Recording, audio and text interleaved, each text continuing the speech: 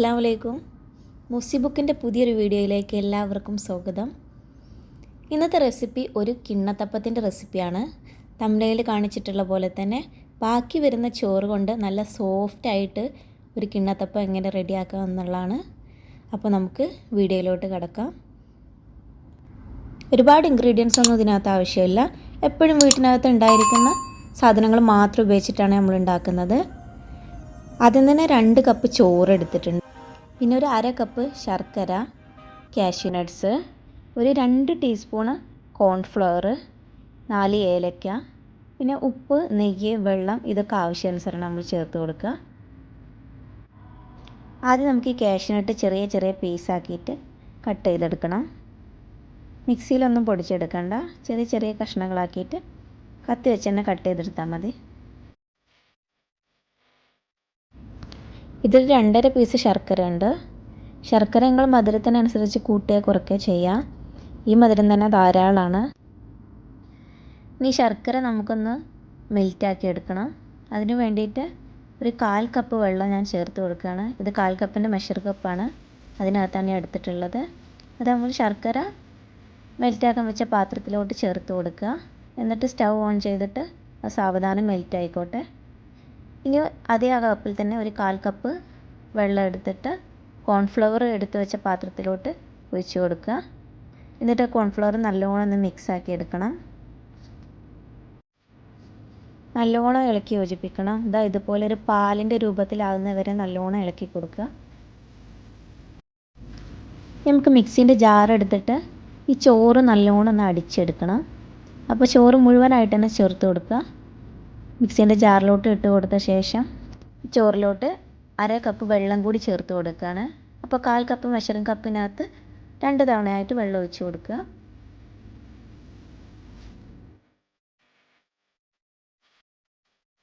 ഇതുപോലെ നല്ല സ്മൂത്തി പേസ്റ്റായിട്ട് അടിച്ചെടുക്കണം. പീസുകളൊന്നും അതിനകത്ത് കാണാൻ പാടില്ല. നല്ല ഫൈനായിട്ട് അടിച്ചെടുക്കുക. എന്നാലേ നമുക്ക് ആ കിണ്ണത്തപ്പത്തിൻ്റെ ടെക്സ്ചർ നല്ല കറക്റ്റായിട്ട് കിട്ടുള്ളൂ. ഇത് നല്ല കറക്റ്റാണ്. ഇത് നമുക്കൊരു ബൗളിലോട്ട് മാറ്റി കൊടുത്തിട്ടുണ്ട്.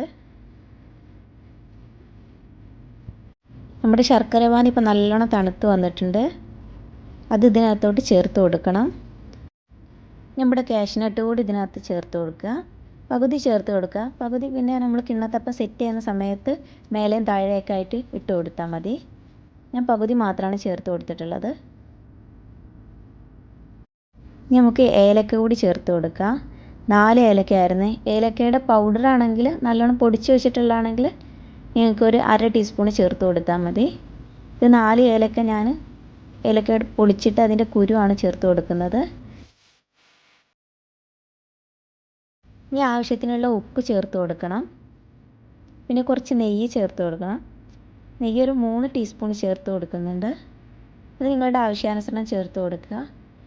വെളിച്ചെണ്ണ വേണമെങ്കിൽ ഇതിന് പകരമായിട്ട് യൂസ് ചെയ്യാം. പക്ഷേ എനിക്ക് കുറച്ചുകൂടി ടേസ്റ്റ് തോന്നിയിട്ടുള്ളത് എപ്പോഴും നെയ്യ് ചേർത്ത് കൊടുക്കുമ്പോഴാണ് കിണ്ണത്തപ്പത്തിന് ഏറ്റവും നല്ല ടേസ്റ്റ് തോന്നിയിട്ടുള്ളത്. എന്നിട്ട് നല്ലോണം ഒന്ന് യോജിപ്പിക്കുക. നന്നായിട്ട് യോജിപ്പിക്കണം കേട്ടോ. എല്ലാ മിക്സും എല്ലായിടത്തും എത്തുന്നവരെ നന്നായിട്ട് യോജിപ്പിക്കണം. നമുക്ക് കിണ്ണത്തപ്പം ഒന്ന് കുക്ക് ചെയ്തെടുക്കണം. അതിന് വേണ്ടിയിട്ട് അടുപ്പത്ത് ഞാനൊരു പോട്ട് വെച്ചിട്ടുണ്ട്. അതിനകത്തോട്ട് ഈ മിക്സ് ചേർത്ത് കൊടുക്കുക. നമുക്ക് ചേർത്ത് കൊടുക്കാനുള്ളത് നേരത്തെ മിക്സ് ചെയ്ത് വെച്ച കോൺഫ്ലവർ ഉണ്ടല്ലോ, അത് നന്നായിട്ട് മിക്സ് ചെയ്തിട്ട് തന്നെ ചേർത്ത് കൊടുക്കുക. പൊടിയൊക്കെ അടിഞ്ഞിട്ടുണ്ടെങ്കിൽ അത് നല്ലോണം ഒന്നും കൂടി ഇളക്കിയിട്ട് ചേർത്ത് കൊടുക്കാൻ ശ്രദ്ധിക്കുക. നമുക്ക് സ്റ്റൗ ഓൺ ചെയ്ത ശേഷം എല്ലാം നന്നായിട്ടൊന്ന് യോജിപ്പിച്ച് കൊടുക്കുക. ഇപ്പോൾ നന്നായിട്ട് കുറുകി വന്നിട്ടുണ്ട്. ഈ ഒരു ടെക്സ്ചർ ആകുമ്പോൾ നമുക്ക് ഈ അപ്പം ഒന്ന് സെറ്റ് ചെയ്തെടുക്കാം. അതിന് വേണ്ടിയിട്ട് ഒരു സ്റ്റീലിൻ്റെ പ്ലേറ്റോ സോസ് പാനോ എന്തെങ്കിലും ഒന്ന് എടുക്കുക. എന്നിട്ട് നമുക്ക് സെറ്റ് ചെയ്യണം. അതിന് മുന്നേ കുറച്ച് നെയ്യ് ഒഴിച്ചിട്ട് നല്ലോണം ഒന്ന് പുരട്ടി കൊടുക്കുക.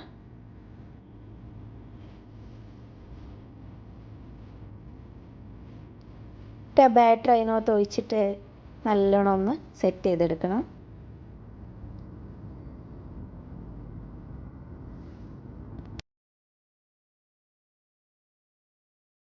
ബാക്കിയുള്ള കാഷ്യൂ നട്ട് കൂടി ഈ സമയത്ത് ഇട്ട് കൊടുക്കുക.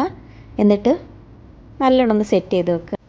ഇനി നമുക്കിത് ചൂടാറുന്നവരെ ഒന്ന് മാറ്റി വെക്കണം. ഒരു അരമണിക്കൂർ 1 മണിക്കൂർ ആ ഒരു സമയം തന്നെ മാറ്റി വെച്ചാൽ മതി. ഇപ്പോൾ ഇത് നന്നായിട്ട് തണുത്തിട്ടുണ്ട്. സൈഡിൽ നിന്നൊക്കെ നല്ലോണം വിട്ട് വരുന്നുണ്ട്. നമുക്കൊരു പ്ലേറ്റിലോട്ട് മാറ്റി വെക്കുക.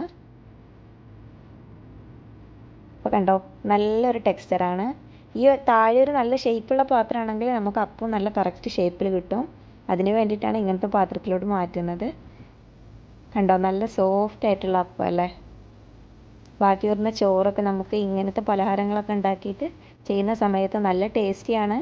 ചോറും വേസ്റ്റായി പോവില്ല. അപ്പോൾ എല്ലാവരും ട്രൈ ചെയ്ത് നോക്കുക.